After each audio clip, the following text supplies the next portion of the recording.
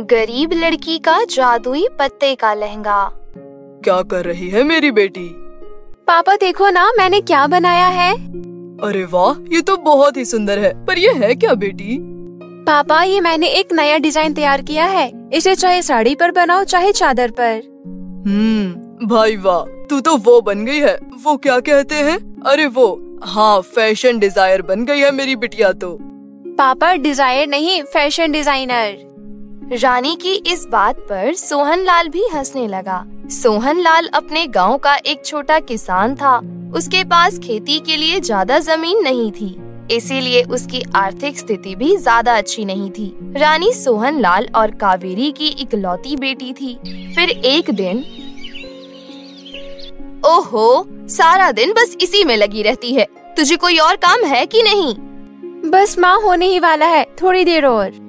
ये तो तू पिछले 1 घंटे से बोल रही है। चल, खाना लगा दिया है, चल कर खा ले। अच्छा चलो। पापा कहाँ है? वो शहर गए हैं खाद और फसलों के लिए दवाई लेने। रात में जब सोहन लाल शहर से लौटा तो उसने देखा कि रानी उसका इंतजार कर रही थी। अरे सोई नहीं मेरी बेटी? अच्छा, जब भी आप शहर जाते हो तो क्या मैं सोती हूँ आपसे बिना मिले? नहीं ना। अब बताइए, आप मेरे लिए क्या लाए हैं शहर से? मुझे लगा कि तू मेरी चिंता में नहीं सोती है। नहीं पापा, आपकी चिंता तो है ही, मगर मैं तो ये पूछ रही थी कि आप मेरे लिए कुछ लाई हो क्या? हाँ हाँ, सबके लिए लाया हूँ। ये देखो, तुम्हारी माँ के लिए ये साड़ी और तुम्हारे लिए तो बड़ी खास चीज लेकर आया हूँ मैं। अच्छा, तो जल्दी से दिखाओ ना पापा, क्या लाए हो? हाँ हाँ, लो, ये लो। इतना कहकर सोहन लाल ने अपने थैले से निकालकर एक बड़ी सी ड्राइंग बुक और रंगों से भरा एक डिब्बा रानी के हाथ पर रख दिया, जिसे देखकर रानी खुशी से उछल पड़ी और सोहन लाल के गले लग गई। आप कितने अच्छे हो पापा, सच्ची में। मुझे पता है कि मेरी लाडो को यही चाहिए था। रानी को बचपन से ही पेंटिंग का बड़ा शौक था। जब वो थोड़ी बड़ी हुई तो अपनी माँ से मेहंदी लगाना सीखने लगी। ऐसे ही वक्त गुजरता गया और रानी अब 10वीं क्लास में आ गई थी। रानी की अच्छी पढ़ाई के लिए सोहन लाल ने बड़ी मुश्किल से पैसे जोड़कर उसे शहर में पढ़ने के लिए भेज दिया। रानी वहाँ पर हॉस्टल में रहकर पढ़ाई करने लगी और जब भी रानी को छुट्टी मिलती तो वो अपने माता पिता से मिलने गाँव चली आती। ऐसे ही एक दिन, अजी सुनो, देखो हमारी बेटी आ गई। अरे वाह, मेरी बिटिया आ गई। कैसी है मेरी लाडो? मैं एकदम ठीक हूँ पापा, आप बताओ। वो हॉस्पिटल वाले तुझे कुछ खाने को नहीं देते क्या? नहीं माँ, सब बढ़िया है, खाने पीने की कोई दिक्कत नहीं है। और हॉस्पिटल नहीं माँ, हॉस्टल। रानी के आने से सोहन लाल और कावेरी बहुत ही खुश थे। तीनों ने मिलकर खूब बातें की और फिर रात में बातें करते करते ही रानी सो गई। जब वो सो गई तब कावेरी ने धीरे से सोहन लाल से पूछा, अजी बिटिया सो गई है क्या? हाँ, थकी हुई होगी ना तो सो गई। वैसे रात भी तो बहुत हो गई है। अच्छा सुनो, मैं कह रही थी कि परसों बिटिया को वापस जाना है तो शायद वो कल आपसे फीस मांगेगी। आपके पास पैसे वैसे तो है ना? हाँ हाँ, मैं जानता हूँ कि उसके हॉस्टल और कॉलेज की फीस भरने का वक्त आ रहा है। मैंने लाला जी से बात की है, उनसे 10,000 रुपए उधार मांगे हैं। फसल कटते ही वापस लौटा दूंगा। ठीक है, पर ध्यान रहे कि ये बात बिटिया को पता नहीं चलनी चाहिए, वरना खामखा परेशान हो जाएगी। ठीक है, चलो अब सो जाओ। सोहन लाल और कावेरी सो गए, लेकिन रानी जाग रही थी और उसने सोहन लाल और कावेरी की सारी बातें भी सुन ली थी। वो बहुत देर तक अपनी आंखें बंद करके लेटी रही और सोचती रही कि आखिर जिस मुसीबत से उसका परिवार जूझ रहा है उसका हल कैसे निकाला जाए। वो इतना तो समझ गई कि उसे ही अपने घर की आर्थिक स्थिति ठीक करनी होगी। फिर सुबह होते ही जब सोहन लाल तैयार होकर लाला से मिलने निकला तो रानी भी चुपचाप उसके पीछे पीछे चल दी। सोहन लाल लाला की कोठी पर पहुंचा तो लाला अपने घर के बाहर कुर्सी पर बैठा आराम कर रहा था। सोहन लाल जाकर लाला के सामने हाथ जोड़कर खड़ा हो गया तो वहीं रानी पास के एक पेड़ के पीछे छुपकर सब कुछ देखने लगी और फिर, राम राम लाला जी। अरे सोहन, कैसा है तू? लाला जी, बस आशीर्वाद है आपका। वो मैंने कल आपसे बात की थी ना, कुछ पैसे चाहिए थे। हाँ हाँ, मुझे याद है। अरे यार सोहन, मुझे एक बात बता जरा, जब औकात नहीं है तेरी तो काहे बिटिया को इतनी दूर पढ़ने भेज दिया रे? जब देखो अपनी बिटिया की खातिर हाथ फैलाए खड़ा हो जाता है। मालिक आपका ही सहारा है, पढ़ने भेज ही दिया है तो मुझे पूरी उम्मीद है कि एक दिन मेरी लाडो खूब नाम कमाएगी। गरीब की बेटी अगर पढ़ भी जाए तो नौकरी कौन देगा? और चल, अगर मान लिया कि किस्मत से नौकरी लग भी गई तो वो तो जीवन भर अपने ससुराल के लिए ही कमाएगी ना, और यहाँ तो उसके लिए जान दिया जा रहा है। सच में जरा उल्लू है रे तू। लाला की बात सुनकर पेड़ के पीछे छिपी रानी गुस्से से भर गई। उसे नहीं पता था कि उसके पापा इतनी बेइज्जती सहकर उसकी पढ़ाई के लिए पैसे जुटा रहे थे। इस घटना ने रानी के दिल और दिमाग पर गहरा असर छोड़ा और उसने ठान लिया कि वो बहुत मेहनत करेगी और कुछ बनकर ही दिखाएगी। उस दिन तो वो चुपचाप लाला के दिए हुए पैसे अपने पिता से लेकर शहर चली गई, लेकिन फिर वो दिल लगाकर पढ़ाई करने लगी। कुछ वक्त बाद पढ़ाई के साथ साथ उसने शहर में एक बुटीक में पार्ट टाइम काम करना शुरू कर दिया, जहां वो डिजाइनर लहंगे बनाना सीखने लगी। गुजरते वक्त के साथ इस काम में उसका हाथ और साफ होता गया। फिर एक दिन उसे बुटीक में ही पता चला कि एक नामी फैशन कंपनी अपना फैशन शो ऑर्गेनाइज कर रही है। रानी ने उसी वक्त ठान लिया कि वो इस फैशन शो में बतौर डिजाइनर जरूर हिस्सा लेगी। लेकिन ये किसी चुनौती से कम नहीं था, क्योंकि उस फैशन शो की थीम रखी गई थी ड्रेसेस इंस्पायर्ड बाय नेचर। मुझे कुछ अलग तो करना ही होगा, कुछ ऐसा जो आज तक किसी ने ना किया हो और वो देखने में भी बहुत सुंदर लगना चाहिए। रानी डिजाइनर के बारे में सोच ही रही थी कि तभी गांव से उसकी माँ का फोन आ गया। हाँ बिटिया, कैसी है तू? मैं बिल्कुल ठीक हूँ माँ, आप क्या कर रही हैं? अरे वो मैं और तेरे बाबा मंडी आए हुए हैं। इस बार पत्ते वाली हरी सब्जियों की बड़ी अच्छी फसल हुई है। तू ना पैसों वैसों की कोई चिंता मत करना, ठीक है? ठीक है माँ, वैसे मैं अभी कुछ काम कर रही हूँ तो बाद में बात करूँ क्या? तभी रानी के मन में कुछ ख्याल आया। वो फोन को फिर से अपने कान पर लगाते हुए बोली, एक मिनट माँ, क्या कहा आपने? पत्ते वाली हरी सब्जियाँ? अरे हाँ, क्या बात है माँ, आपने तो बड़ा कमाल का आइडिया दे दिया मुझे। हैं? ऐसा भी क्या किया मैंने? अब जाने दो माँ, मैं आपसे कल बात करूँगी। फोन काटने के बाद रानी तुरंत ही बाजार गई और वहाँ से पत्ते वाली हरी सब्जियाँ छांट कर ले आई। फिर 2 दिन बाद फैशन शो में और अब आ रही है रानी, जो न सिर्फ एक मॉडल है बल्कि अपनी ड्रेस की डिजाइनर भी वो खुद ही है। So please welcome Rani. Host की बात सुनते ही सभी लोग रानी की तरफ देखने लगे।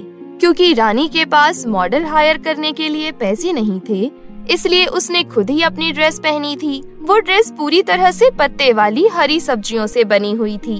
ड्रेस में पत्तों से बना हुआ एक खूबसूरत सा लहंगा था और ऊपर का टॉप भी उन्हीं हरे पत्तों से बनाया गया था। इस ड्रेस में रानी बिल्कुल एक हरी परी जैसी लग रही थी। रानी के अनोखे लहंगे को देखकर फैशन शो में मौजूद सभी लोग जोर जोर से तालियां बजाने लगे। फिर शाम को उसी फैशन शो की पार्टी में, हाय रानी।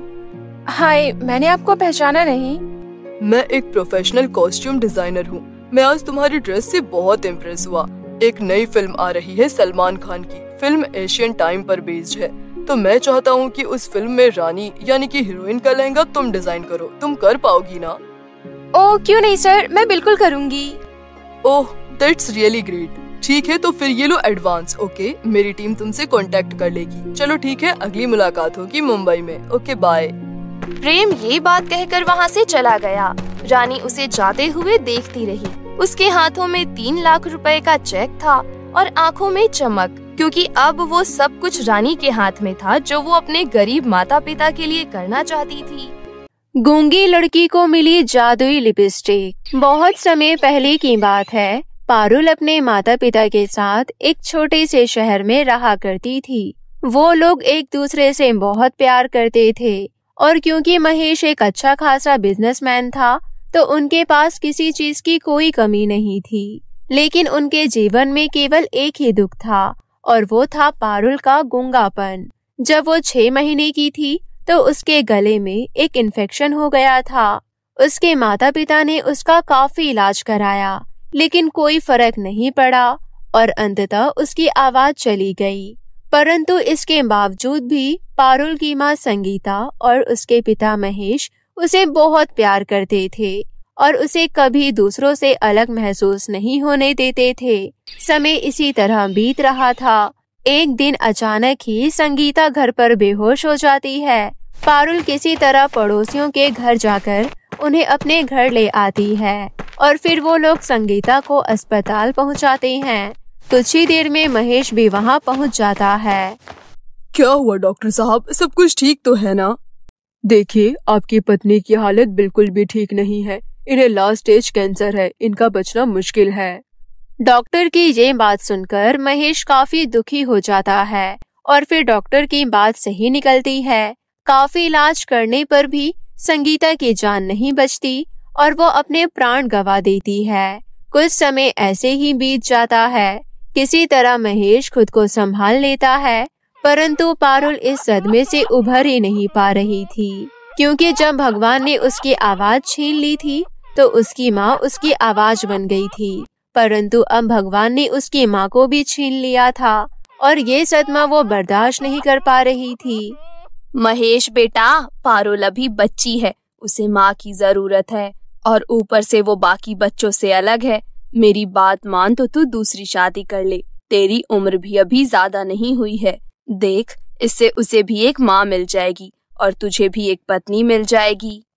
महेश को अपनी चाची की बात सही लगती है और वो अपनी चाची की जान पहचान की एक करिश्मा नाम की लड़की से शादी कर लेता है। करिश्मा की भी पारुल से कुछ वर्ष बड़ी दिव्या नाम की एक बेटी थी। करिश्मा का उसके पति से डिवोर्स हो गया था, इसलिए उसने दूसरी शादी की थी। करिश्मा, मैं जानता हूँ ये तुम्हारे लिए आसान नहीं होगा, लेकिन तुम विश्वास रखो। अगर तुम पारुल को उसकी माँ जैसा प्यार दोगी तो तुम उसकी सारी बातें समझ पाओगी और फिर वो भी तुम्हें ढेर सारा प्यार देगी। आप बिल्कुल चिंता मत कीजिए, मेरी भी एक बेटी है। मैं जानती हूँ बच्चों को माँ से क्या चाहिए होता है। मैं पारुल को इतना प्यार दूंगी कि वो अपने सारे दुख भूल जाएगी। सच में करिश्मा, मैं तुम्हारी जैसी ही पत्नी चाहता था, जो मेरी पारुल का अच्छे से ख्याल रख सके। मेरा बिजनेस बहुत बड़ा है, इसलिए मुझे आए दिन एक शहर से दूसरे शहर जाना पड़ता है और कभी कभी तो दूसरे देश भी जाना पड़ता है। इसलिए हमेशा मुझे पारुल की चिंता लगी रहती है, परंतु अब तुम्हारी बातों के बाद मुझे अच्छा लग रहा है। करिश्मा जो महेश के आगे अपना रूप दिखा रही थी, वो उसका असली रूप नहीं था। वो अंदर से बहुत ही दुष्ट और लालची किस्म की औरत थी। उसने महेश से केवल उसके पैसों के लिए शादी की थी, इसलिए जब उसके ऊपर पायल की जिम्मेदारी आती है तो वो बहुत ज्यादा चिढ़ जाती है। माँ, आपकी वो नई बेटी हाथ पैर हिलाकर कुछ कह रही है, जाओ देखो, मुझे तो कुछ समझ नहीं आ रहा। पारुल को बहुत तेज भूख लग रही थी, इसलिए वो इशारों में खाना मांग रही थी, परंतु ये बात ना तो दिव्या को समझ आती है और ना ही करिश्मा को। अरे क्या चाहिए तुझे? ऐसे हाथ क्या हिला रही है और अपने हाथ को मुंह पर क्या लगा रही है? हे भगवान, ये इंसान है या नमूना? अब इसकी बात कैसे समझूं मैं? तभी पारुल करिश्मा के सामने रसोई की तरफ इशारा करती है। अच्छा, तो तुझे खाना चाहिए? पारुल हाँ में सर हिला देती है। अगर तुझे खाना ही चाहिए था तो जाकर ले लेती। इतना देर मेरा और दिव्या का सर खाने की क्या जरूरत थी? तेरे मुंह में आवाज नहीं है, लेकिन शरीर में हाथ पैर तो है ही, इन्हें तो तू हिला ही सकती है। ऐसा कहकर करिश्मा वहाँ से चली जाती है। पारुल जो पहले ही अपनी माँ के जाने के सदमे में थी, उसे करिश्मा की ये बातें काफी बुरी लगती है और उसकी आंखों से आंसू आ जाते हैं और वो बेचारी बिना खाए ही सो जाती है। कुछ दिन ऐसे ही बीत जाते हैं। फिर एक दिन महेश बाहर शहर से वापस आता है। पारुल, मेरी बच्ची इधर आ, देख मैं तेरे लिए कितनी सुंदर फ्रॉक लेकर आया हूँ और तेरी फ्रॉक के साथ मैं मैचिंग सैंडल भी लेकर आया हूँ। तुझे अच्छी लगी ना? पारुल खुश होकर हाँ में सिर हिला देती है और उस फ्रॉक और सैंडल को लेकर पूरे घर में घूमती है। देखा करिश्मा, जब ये खुश होती है तो किस तरह पूरे घर में घूमती है। बस मुझे इसकी खुशी चाहिए, इसके अलावा और कुछ नहीं। पापा, आप मेरे लिए क्या लाए हैं? मुझे करिश्मा ने बताया था कि तुम्हें पढ़ना लिखना बहुत पसंद है और तुम बहुत समझदार भी हो, इसलिए मैं तुम्हारे लिए बहुत सारी किताबें लेकर आया हूँ। दिव्या को वो सब किताबें देखकर बहुत गुस्सा आता है और वो गुस्से में अपने कमरे में चली जाती है। असल में करिश्मा ने दिव्या और खुद को अच्छा दिखाने के लिए महेश से कई सारे झूठ बोले थे और ये उन झूठों में से एक था। अरे आप चिंता मत कीजिए, वो गुस्सा नहीं हुई है। वो तो बहुत खुश है कि आप उसके लिए इतनी सारी किताबें लेकर आए, इसलिए खुशी के मारे अपने कमरे में चली गई। आप हाथ मुंह धो लीजिए, मैं खाना लगा देती हूँ। इसके बाद करिश्मा दिव्या के पीछे उसके कमरे में जाती है। अरे क्या हो गया तुझे, ऐसे गुस्से में वहाँ से क्यों आ गई? आपने देखा ना वो मेरे लिए क्या लेकर आई हैं? किताबें जो कि मुझे बिल्कुल नहीं पसंद। हमें उनके साथ रहते हुए 2 साल हो चुके हैं, लेकिन आज तक वो मेरे लिए कोई ढंग की चीज नहीं लेकर आए और अपनी बेटी के लिए हर बार अच्छे अच्छे कपड़े, मेकअप, सैंडल, पर्स लेकर आते रहते हैं। अरे तू चिंता क्यों करती है, ये बस कुछ समय की बात है। उसके बाद ये सब कुछ हम दोनों का होगा। बस मुझे एक अच्छे मौके की तलाश है। पारुल की वजह से दिव्या गुस्से में थी, इसलिए अगले दिन दिव्या का बदला लेने के लिए करिश्मा पारुल के खाने में बहुत ज्यादा मिर्ची डाल देती है। बेचारी पारुल वो मिर्ची वाला खाना खाते ही तड़पने लग जाती है और इशारों में पानी मांगने लगती है। क्या चाहिए पारुल तुम्हें? अच्छा, और सब्जी चाहिए? अरे लो, ये सब कुछ तुम्हारे लिए ही तो है। पारुल पानी की तरफ इशारा करते रहती है और करिश्मा उसके इशारों को अनदेखा करते हुए कुछ और ही कहती रहती है। तभी वहाँ पर महेश आ जाता है और पारुल को तड़पता देख उसे जल्दी से पानी पिलाता है। अरे करिश्मा, तुम्हारे अंदर अकल नाम की चीज है या नहीं? तुमने खाने में इतनी मिर्ची क्यों डाली? इस बेचारी की हालत देखो। और जब ये पानी मांग रही थी तो तुमने इसे पानी क्यों नहीं दिया? अगर इसे कुछ हो जाता तो? मुझे माफ कर दीजिए, शायद गलती से मिर्ची ज्यादा हो गई होगी। और रही बात पानी ना देने की, तो मुझे पता ही नहीं चला कि ये क्या मांग रही है।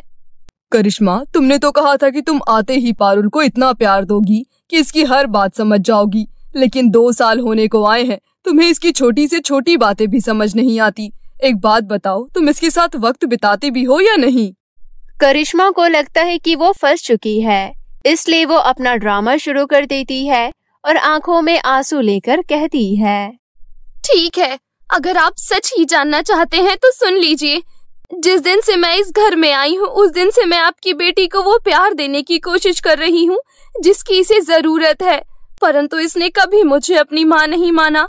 मैं जब भी इसके पास जाती थी, ये मुझे दूर भगा देती थी या फिर किसी चीज से मुझ पर वार कर देती थी। कितनी बार इसने मुझे चोट पहुंचाई है। एक बार इसने मेरा फोन तोड़ दिया था और उसके बाद तो इसने हद ही कर दी थी। इसने एक पत्थर से मेरे सर पे जोर से वार किया था।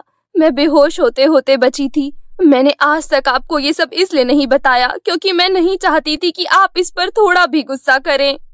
करिश्मा दिव्या को इशारा करती है और फिर दिव्या कहती है, पापा, आप तो जानते हैं कि मैं झूठ नहीं बोलती और किसी की साइड नहीं लेती, लेकिन माँ सच कह रही है। पारुल ने माँ के साथ बहुत बुरा व्यवहार किया है। माँ तो हमेशा से ही इसकी केयर करती है, लेकिन ये हमेशा उन्हें परेशान करने में, उन्हें दुखी करने में लगी रहती है। कितनी बार इसने माँ को चोट पहुँचाने की कोशिश की है। पारुल ये सब सुनकर शॉक में थी। उसे समझ ही नहीं आ रहा था कि वो इन सब बातों पर रिएक्ट कैसे करे। इसलिए जब महेश पारुल से पूछता है कि ये सब सच है या नहीं, वो सर झुकाए वहाँ बैठी रह जाती है। पारुल, मुझे तुमसे ये उम्मीद बिल्कुल भी नहीं थी। सच में मुझे आज तुम्हें अपनी बेटी कहने में भी शर्म आ रही है। ऐसा कहकर महेश वहाँ से चला जाता है और अब महेश और पारुल के रिश्ते में दूरियां बढ़ने लगती है और इस आग में करिश्मा घी डालने का काम करती है। दिन ऐसे ही बीतने लगते हैं। एक दिन करिश्मा और दिव्या आपस में बातें कर रही होती है। दिव्या, मैंने कहा था ना, मैं सही समय का इंतजार कर रही हूँ, तो अब वो सही समय आ गया है। इन दोनों बाप बेटी के बीच अच्छी खासी दरार पड़ चुकी है। अब इस आदमी की सारी प्रॉपर्टी को हथियाना मुश्किल नहीं होगा। लेकिन आप ये सब करेंगी कैसे? मैंने प्रॉपर्टी के पेपर्स बनवा लिए हैं, बस उस पर महेश के साइन की जरूरत है। मैं ये पेपर महेश को जाकर दे दूंगी और उनसे कहूंगी कि ये तुम्हारे कॉलेज के एडमिशन के पेपर हैं। जहाँ तक मैं जानती हूँ वो मुझ पर विश्वास करते हैं, इसलिए वो पेपर नहीं पढ़ेंगे और साइन कर देंगे। उसके बाद ये सारी प्रॉपर्टी हमारी हो जाएगी और फिर उसी दिन उनके खाने में जहर मिलाकर हम उन्हें मार डालेंगे और फिर सब कुछ हमारा होगा। ऐसा कहकर दोनों माँ बेटी हंसने लग जाती है, परंतु दरवाजे पर खड़ी पारुल ये सब सुन लेती है और फिर इससे पहले कि करिश्मा और दिव्या उसे देख ले, वो अपने कमरे में आ जाती है और मन ही मन कहती है, हे भगवान, ये लोग तो बहुत दुष्ट हैं। ये मेरे पापा को मारना चाहते हैं, इनकी सारी प्रॉपर्टी हथियाना चाहते हैं। नहीं, मैं ऐसा नहीं होने दूंगी। मुझे उन्हें इन सब के बारे में बताना होगा। ये सब सोचकर पारुल महेश के ऑफिस चली जाती है। पारुल, तुम यहाँ क्यों आई हो? कोई बात करनी थी तो घर पर करती, मैं घर पर ही आता। पारुल इशारे करके महेश को समझाने की कोशिश करती है, परंतु वो नाकामयाब रहती है। पारुल, मैं भी काम में बहुत बिजी हूँ, मुझे तुम्हारी बातें समझ नहीं आ रही हैं। मैं घर आकर एकदम फ्री होकर तुम्हारी बात समझूंगा, लेकिन अभी प्लीज घर जाओ। बेचारी पारुल उदास होकर घर आ जाती है और अपनी माँ की फोटो के सामने बैठकर खूब रोती है और फिर मन ही मन सोचती है, माँ, मैं आपको तो खो चुकी हूँ, अब मैं पापा को नहीं खोना चाहती। लेकिन आखिर मैं उन्हें कैसे बताऊं कि वो लोग उनकी जान लेने वाले हैं। आखिर मैं करूं तो क्या करूं? बेचारी पारुल खूब रोती है, परंतु तभी उसके सामने एक रोशनी प्रकट होती है। पारुल जब अपनी आंखें खोलती है तो देखती है कि उसके सामने पंखों वाली एक महिला खड़ी है। पारुल को समझ नहीं आता कि वो कौन है। मैं जानती हूँ तुम मुझे देखकर हैरान हो, लेकिन चिंता मत करो, मैं तुम्हें यहाँ कोई नुकसान नहीं पहुँचाने आई हूँ, बल्कि तुम्हारी मदद करने आई हूँ। मुझे तुम्हारी माँ ने भेजा है। मैं जानती हूँ जो हो रहा है वो सही नहीं है और तुम अपने पिता की मदद करना चाहती हो। पारुल हाँ में सर हिलाती है।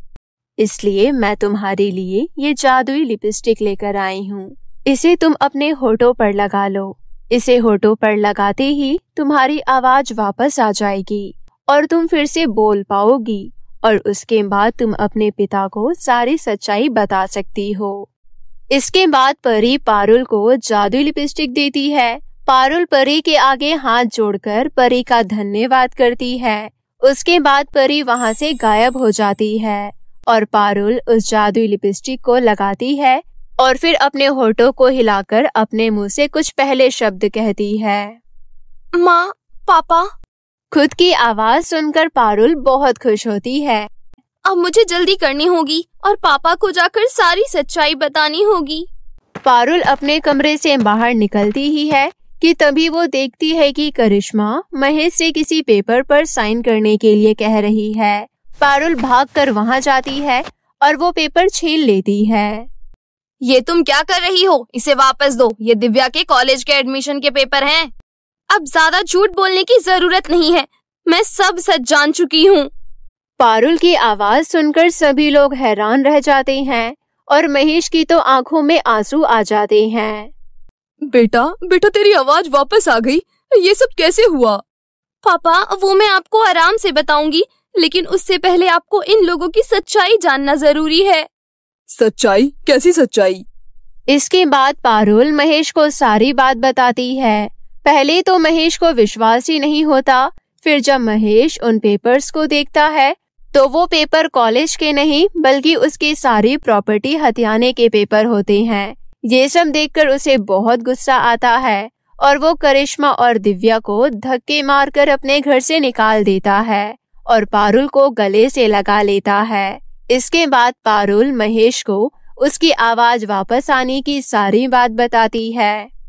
मैं बहुत खुश हूँ बेटा, तेरी आवाज वापस आ गई। तेरी आवाज सुनने के लिए मैं कितने सालों से तरस रहा था, और हाँ, उन दोनों की वजह से मैंने तुझे बहुत कुछ सुनाया है। मुझे उसके लिए माफ कर दे।